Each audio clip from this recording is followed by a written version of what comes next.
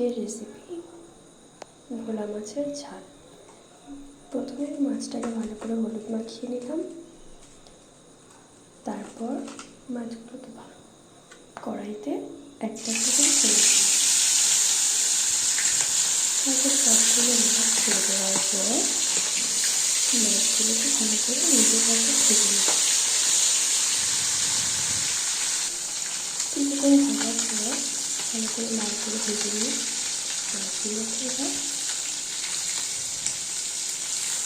আস্তে আস্তে উল্টে তারপর আমি তুলে নেব।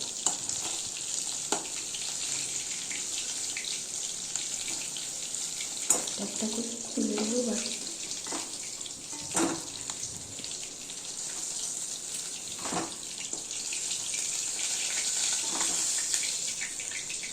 তোলা হয়ে গেল, তারপরে কেটে রাখা ধনে পাতা, টমেটো, পেঁয়াজ, 5 রকমের মশলা।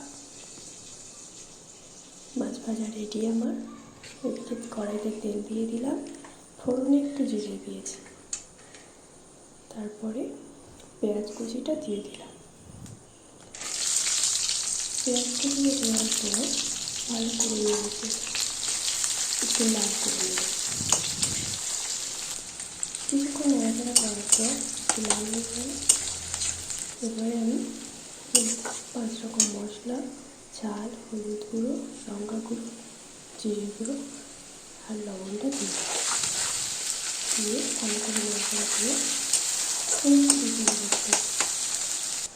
তারপর 5 মিনিট পর সেখানে সামান্য ধনে পাতা কুচি, কেটে রাখা টমেটো কুচি দিয়ে ভালো করে নাড়াচাড়া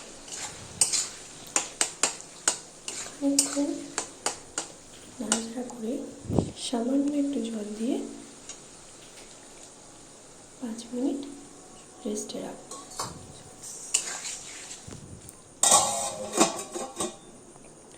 5 মিনিট পর ঢাকনাটা খুলে টমেটোগুলো ভালো করে মিক্স করে দেব।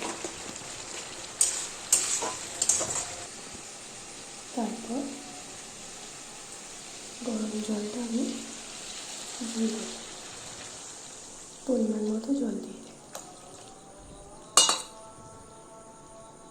আবার একটু জলটা ফোটার অপেক্ষা করব।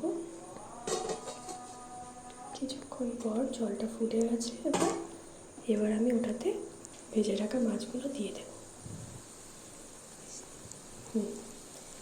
আবার সবগুলো মাছ একটা একটা করে আস্তে আস্তে দিয়ে দেব।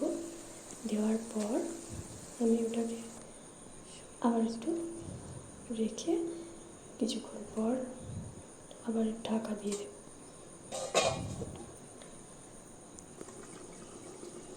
তারপর ঢাকনা খুললেই আমার মাছের ঝোল। কেমন লাগলো রেসিপিটা? প্লিজ অবশ্যই কমেন্ট করে জানাবে সবাই।